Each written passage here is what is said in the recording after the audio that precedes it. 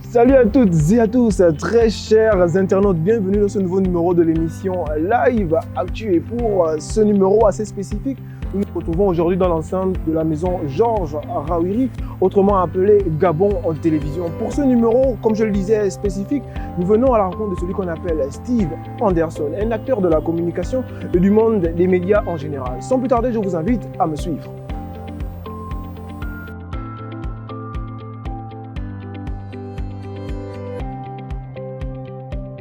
Voilà, très chers internautes, comme je vous le disais, nous sommes dans le cadre de cette émission un peu spécifique avec Steve Anderson. Steve Anderson qui nous reçoit aujourd'hui pour effectivement un entretien assez particulier au cours duquel nous allons échanger longuement sur un peu les facettes de ce métier qui n'est pas toujours un peu connu du grand public. Donc c'est pour moi déjà un honneur et un plaisir d'être là dans les locaux de Gabon Télévision. Alors bonjour Steve, on peut se tutoyer quand même? Oui, bien sûr, absolument. D'accord. Donc, oui, très bien, et vous? Ça va bien. Ce n'est pas toujours évident. Ça va bizarre parce que je vais avoir l'impression que je fais l'interview à celui qui me fait l'interview. Ouais, mais voilà, c'est toi qui fais l'interview, voilà. C'est moi qui réponds aux questions. Pour aujourd'hui, oui, on va se faire le plaisir de d'échanger les rôles. Absolument. Voilà, donc comme on le disait, c'est pour moi effectivement un honneur d'être là parce que c'est pas toujours évident de nous recevoir dans les locaux de Gabon Télévision qui est un cadre un peu spécifique, strict, on respecte certains codes. Alors, qui est, on va directement rentrer dans le vif du sujet, autant pour moi, qui est Steve Anderson? Alors déjà, merci à Livecapt voilà, d'avoir bien voulu poser sa caméra sur moi. Et alors, pour faire simple, Steve Anderson, c'est un Gabonais qui est passionné de médias. Qui a été formé dans autre chose que les médias d'ailleurs. Quelle surprise! Comme un cheveu dans la soupe dans les médias. Et c'est la passion qui m'y a conduit. Et depuis plus de 7 ans déjà, donc, je roule ma bosse dans cet univers qui me passionne un peu plus chaque jour. D'accord, donc vous le disiez, tu le disais, autant pour moi, c'est une question d'habitude. Donc tu le disais tout à l'heure, c'est effectivement la passion qui t'emmène et ça m'a amené à te poser effectivement la question, pourquoi le choix particulièrement du milieu de l'entertainment? Alors, c'est difficile. Je ne sais pas si je suis vraiment de l'entertainment au sens de showbiz et autres. Mais j'avoue que moi, je suis intéressé par les médias. J'ai commencé à Radio Campus à l'université Omar Bongo. J'ai évolué sur d'autres radios comme Radio Ubuntu, comme Radio Go FM, avant d'être repéré par Marie-Colombe Godjou de Gabon Télévision, qui m'a donc donné ma chance à la matinale. Ça remonte à 2012 par là. Et donc, c'est là que mon aventure avec la télé démarre réellement, mais j'ai commencé dans la radio. Et donc je démarre la télé autour de 2012 et 2012 je commence effectivement avec une aventure qui s'appelle Mbolo le Gabon qui a été produit par Marie-Colombe Godjou et Gabon Télévision. En 2014 avec ma combi de toujours Cosati Eyan que je salue au passage, avec elle on a démarré la matinale. Après on a évolué, on arrive sur une production personnel qui s'appelait Tout se discute qu'on a fait en 2014 qui était un programme hebdomadaire tous les samedis à 18h sur Gabon Première, sur Gabon Télévision pour pouvoir justement traiter des questions d'actualité et tout ça. Et puis on fait une pause et en 2016 on revient une fois de plus elle et moi avec le projet Le Grand Banja soutenu et produit par Gabon Le Grand Banja qui fait... Et voilà, ça fait 4 ans déjà que Le Grand Banja existe. Donc, je pense que si on doit parler en termes de choix, je pense que c'est le choix de la passion, beaucoup plus de la passion que de la raison. Voilà. Mais, et là, effectivement, on se rend compte que c'est plusieurs années d'expérience et plusieurs années de passion, mais on sait que d'une part, tout comme la musique, le dessin, la communication est un art. On parle effectivement d'art oratoire. Est-ce que Steve se considère comme un artiste? Ouf! J'y ai jamais pensé. Après, aujourd'hui, effectivement, quand on parle d'environnement artistique, on a tendance à y mettre tout le monde, y compris par exemple les animateurs télé, radio, parce qu'effectivement, ils font partie de l'univers culturel, qu'ils animent. Voilà. Est-ce que je me considère comme artiste? Non, pas du tout. Je n'ai jamais pensé à ça. Je pousse un peu la chantonnette à l'église à l'époque. Voilà. Mais Steve reste quand même une star. Ça ne fait pas de moi un artiste. Une star aussi, c'est beaucoup dire parce que non, je pense que vraiment Steve c'est un passionné. Si on peut le dire comme ça, c'est simplement un passionné. Maintenant, après, on peut te regarder d'une manière ou d'une autre.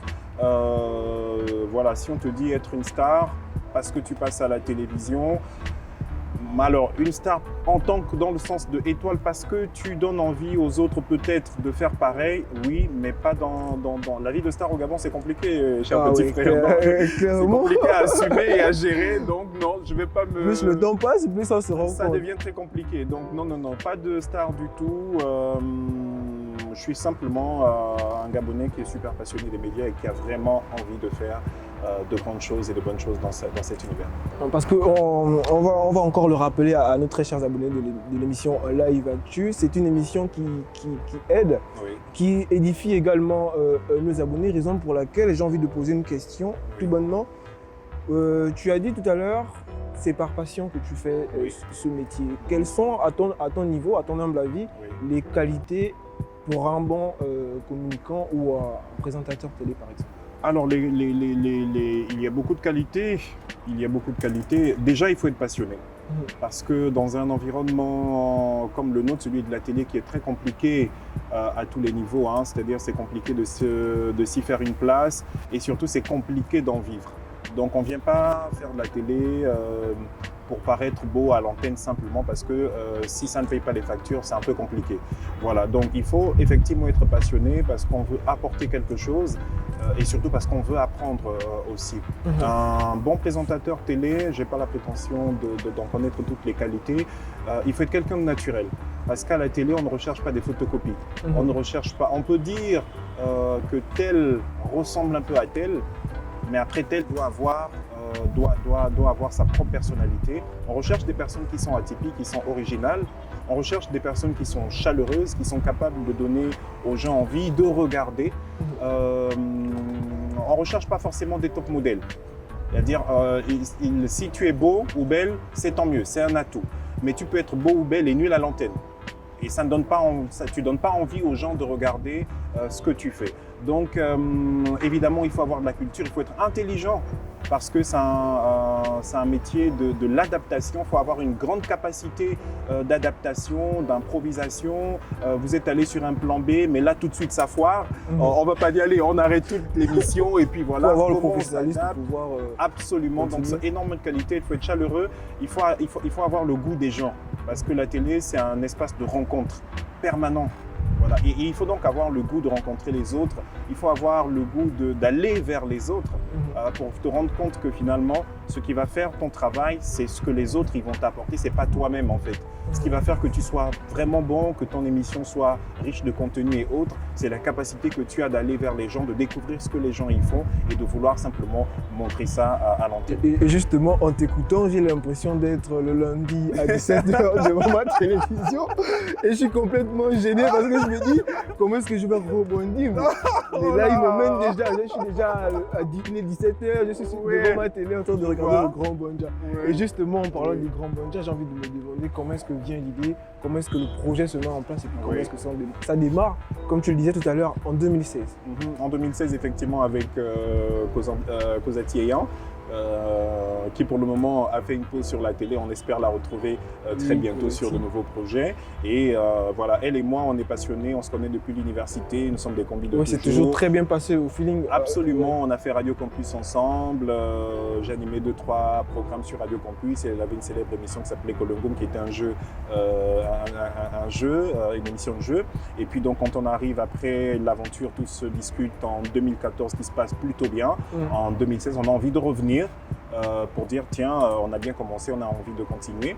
Et donc le projet, on le conçoit comme ça, t'en penses quoi?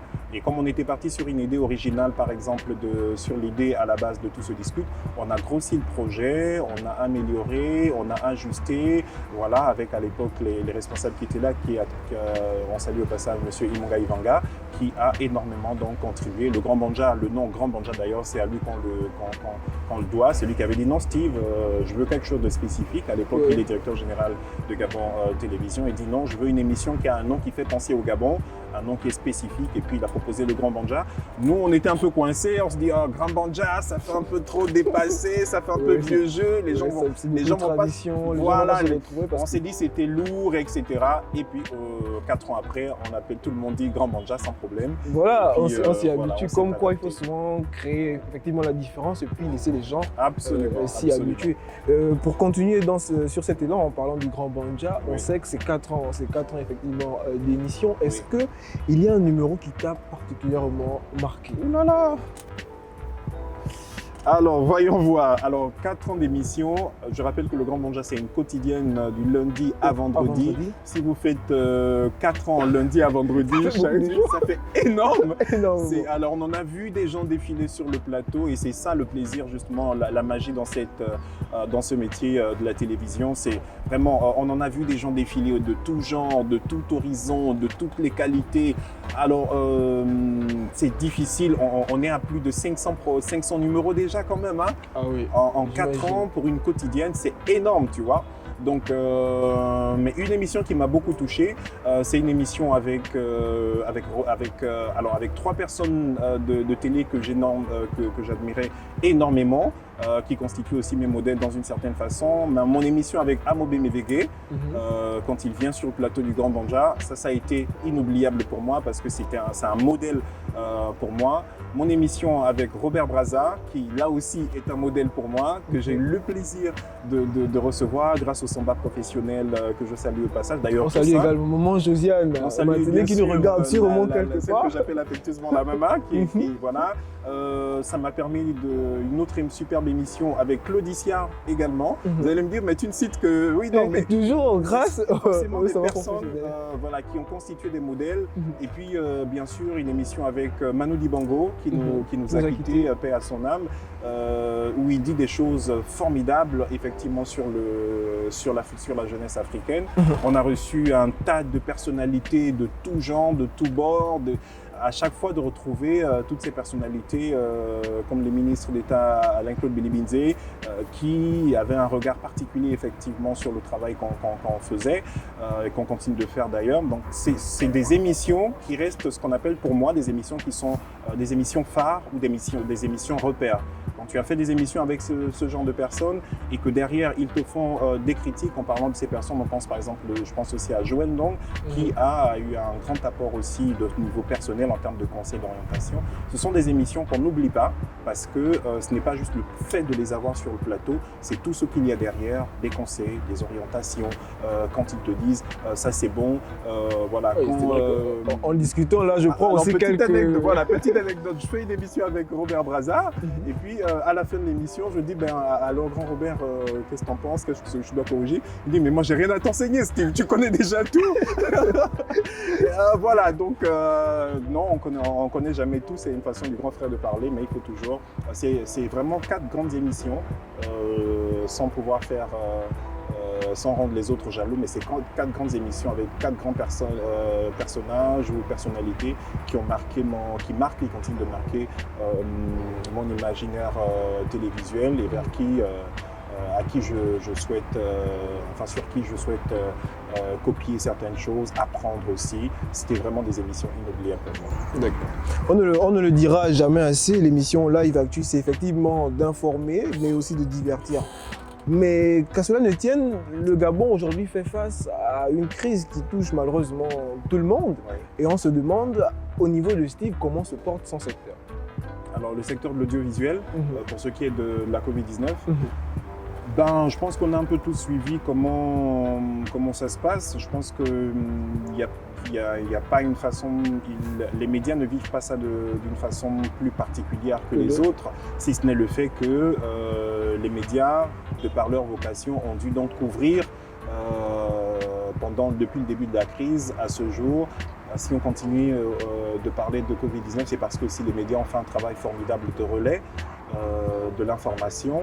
Et je pense qu'on devrait aussi penser à ces personnes comme on a pensé par exemple au personnel soignant qui est au front et que l'on encourage et que l'on félicite d'ailleurs pour le travail qu'ils ont réalisé. Les personnels des médias aussi qui sont au front parce qu'ils doivent relayer l'information tous les jours. On va nous laisser leur travail, oui bien sûr, mais c'est toujours des personnes à encourager. C'est bien d'encourager. Et ça c'est ce qu'il y a dans notre un peu de difficile chez nous. On est prompt à la critique et on est très lent à l'encouragement. Celui qui va t'encourager, c'est vraiment quelqu'un qui est proche, qui te connaît. Oui. Bon, quand je dis ça, ça ne veut pas dire qu'il n'y a pas des gens qui vous encouragent. Nous aussi, le Grand Banja, par exemple, existe depuis 4 ans. C'est parce qu'il y a des personnes qui ne nous connaissent pas forcément personnellement, mais qui regardent ce qu'on fait depuis 4 ans et qui disent « les gars, courage, les gars, corrigez ça, les gars, corrigez ça, les gars, courage, les gars, courage ». Il y en a aussi qui n'aiment pas. Et ça, c'est tant mieux. C'est la particularité aussi de la télé. Les gens, c'est ce que moi j'appelais le privilège du téléspectateur. C'est-à-dire, il a le droit de te dire « ça ne me plaît pas ». Et je n'aime pas ça. Et c'est son droit. Normal. Et il a raison. Tu vois, il va te le dire de façon trash, d'autres vont te le dire de façon un peu soignée et autres, mais c'est son droit, c'est son privilège. Quand il allume sa télé, quand tu lui donnes rendez-vous à 17h pour le cas du Grand Banja, c'est un rendez-vous important que tu donnes à cette personne et tu n'as normalement pas le droit de décevoir cette personne. Quand le téléspectateur est déçu, il a le droit de te dire « je suis totalement déçu ». Et dans un environnement télévisuel où il y a eu la démocratisation depuis la télé, les gens sont ouverts au câble, les gens sont ouverts à d'autres chaînes, la compétition est extrêmement rude. Alors tout le monde regarde tout et tout le monde a le droit de comparer tout, même si comparaison n'est pas raison, même si on ne compare pas X à Y parce que vous ne savez pas la réalité sur le terrain en termes de moyens, en termes de... Il y a un nombre de choses en fait, des paramètres que l'on ne maîtrise pas, mais qu'on compare systématiquement parce que voilà, tout est ouvert aujourd'hui. Mais les hommes des médias sont encouragés, sont à féliciter et ils ont bien sûr encore beaucoup de travail. On les salue tous, ces hommes des médias-là qui effectivement œuvrent chaque jour pour édifier, divertir. C'est pas toujours comme on veut, on aimerait que ça soit c'est un combat et c'est effectivement ce qu'on combat. essaie de faire, pouvoir édifier les téléspectateurs parce que comme on se le disait avec mon équipe, il y a aussi ces hommes des médias là qui ne sont pas très souvent parce qu'on reçoit des artistes, on reçoit un peu des entrepreneurs. Absolument. Effectivement, ces hommes des médias ne sont pas mis en évidence et d'où le choix d'avoir voulu avoir cet entretien avec toi. Justement, en continuant, de la télé, de la radio, beaucoup d'années d'expérience. Est-ce que, on va d'abord le dire, Steve est en train de vieillir. Oui, bien sûr. Est-ce que Steve pense à former un peu ceux qui aspirent à ce secteur? Alors oui, Steve est en train de vieillir, il ne faut pas avoir peur de le dire. Alors j'ai peut-être envie de... Steve est en train de vieillir, mais surtout Steve est en train de mûrir. Voilà, si on peut le dire ainsi. Effectivement, il faut alors penser sur le point de l'âge, je vieillis, effectivement, mais peut-être que sur le plan de l'expérience, je mûris. Et il faut absolument, effectivement, penser à la relève. Parce que si vous constatez le cas du Grand Banja, moi je travaille beaucoup en équipe. Depuis 4 ans, depuis le début d'ailleurs, j'ai commencé en équipe. Je vous l'ai dit, je commence à la télé avec Kozati Eyan. On est un duo de présentation. On arrive à tout se discute. On est un duo de présentation et on constitue une équipe formidable d'ailleurs que je salue au passage. Rufin Azeu, Eunice Biyogué, Dorian Ondo, Fabrice Mbouindi. Donc on constitue cette équipe parce que dans notre esprit, on a déjà le souci de se dire quand on va seul, comme on dit, on va très vite, mais quand on va en groupe, on va plus loin.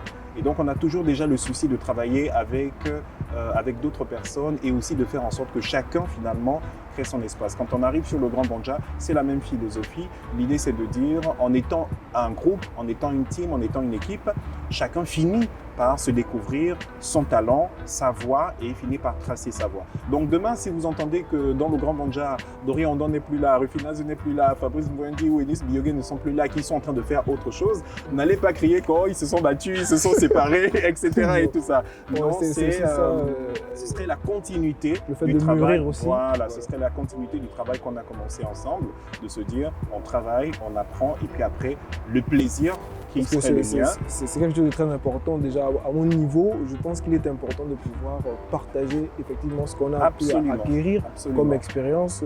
Voilà, c'est très important. Donc, il faut effectivement partager l'expérience. Il faut donner aux jeunes de vouloir faire comme, mais surtout mieux que vous, mais il faut surtout déjà avoir le contact facile avec ces personnes parce que des fois, effectivement, à cause de l'effet télé, on peut paraître comme inaccessible, on peut paraître comme dans son coin et tout, dans sa bulle. Non, pas du tout. Dès que vous franchissez un petit pas, vous vous rendez compte que ce sont des personnes qui sont aussi accessibles. Moi, je travaille avec beaucoup de jeunes, vous les voyez là depuis qu'on a commencé. Il y a Évariste qui est là, il y a Clem qui est là. Ils sont toujours avec moi. L'idée, c'est pas qu'ils soient à côté de moi pour me servir. L'idée, c'est qu'ils apprennent chacun à son niveau et que demain, ça serve.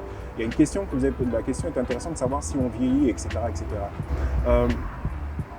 Michel Drucker, en France, alors il a peut-être bientôt la centaine d'années, avec au compteur plusieurs années de télé.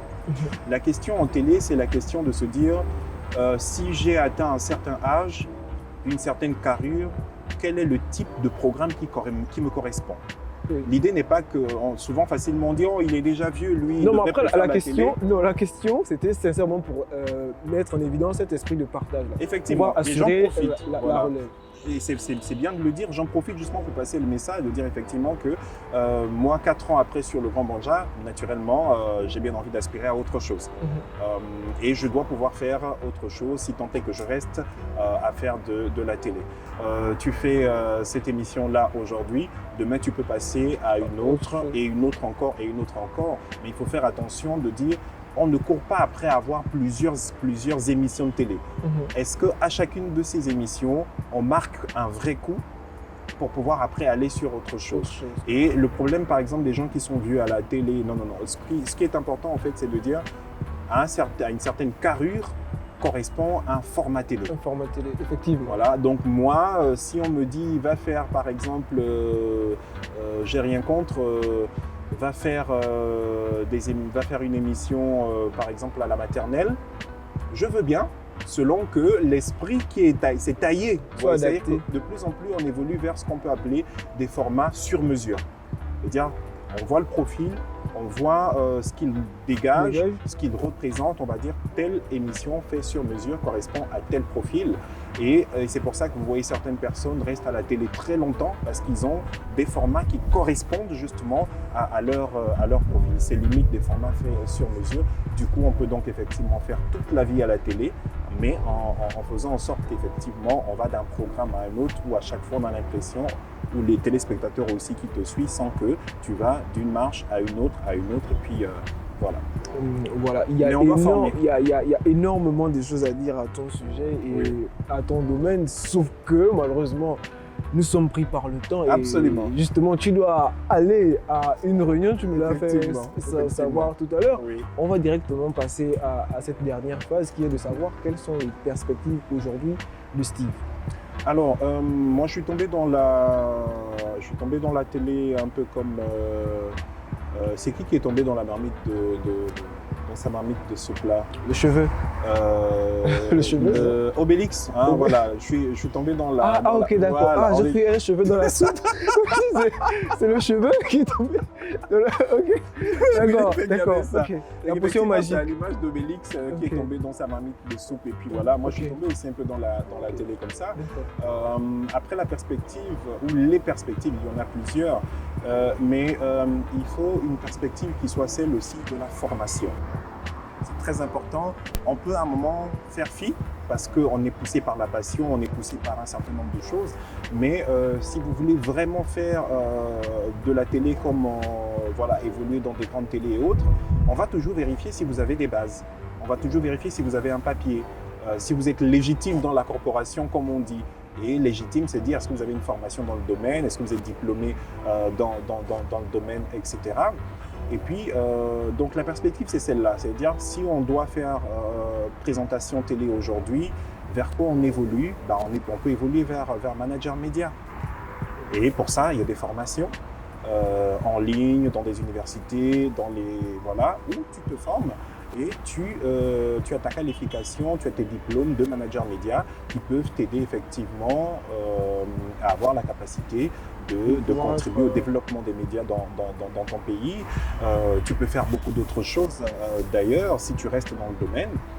Tu peux contribuer à développer les médias, tu peux devenir un patron de médias, comme on voit beaucoup le faire aujourd'hui, et félicitations d'ailleurs aux jeunes qui l'ont compris et qui le font très très très bien, ou qui ont très tôt commencé à le faire, qui ont leur chaîne ou qui ont leur web TV.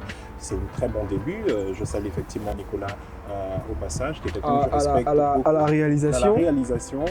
C'est un des jeunes, je le disais en off, c'est pas pour ses beaux yeux, ou voilà, mais je le disais en off, ça fait partie des jeunes sur lesquels il va falloir compter, parce qu'ils ont compris très tôt, ils sont passionnés très tôt, et donc ils vont évoluer là-dedans. Donc on doit, nous, en tant que présentateurs télé aujourd'hui, demain on doit être à la tête des médias, pas parce qu'on aurait été très bon présentateur télé, mais parce qu'en plus d'avoir été très bon présentateur télé, si c'est le cas, vous êtes formé dans le domaine, vous avez des références, vous avez une expérience, vous avez une expertise que vous pouvez faire vendre ici ou ailleurs, parce que le monde est grand et on doit aussi, autant on a le souci de vouloir développer notre pays, et c'est une très bonne chose, c'est ça qui doit nous motiver, autant on a la capacité aussi de développer l'Afrique et donc de vendre nos compétences là où ces compétences sont reconnues et là où elles sont payées comme il se doit, c'est très important. Et à partir de ce moment, donc, le monde est ouvert, l'Afrique est ouverte, ce sera ici au Gabon, si on vous en donne les possibilités et les moyens, ou ce sera ailleurs dans le monde, si vous en avez également les possibilités et les moyens. Mais on doit se faire former, très bien formé, on doit avoir cette compétence, cette expertise, cette expérience. Et sur le marché du travail, évidemment, on coûte beaucoup plus cher et c'est tant mieux, mais surtout, on sait que notre contribution au paysage audiovisuel de notre pays, ce serait qu'on a contribué à le développer en y apportant une expertise. Voilà, donc ça, ce sont des perspectives. Donc, je ne ferai pas le grand Donja toute la vie. Okay, d'accord. Peut-être que je serai bientôt le présentateur. On ne sait pas. Voilà, on verra bien. Totalement ouvert. Il faut s'y entraîner.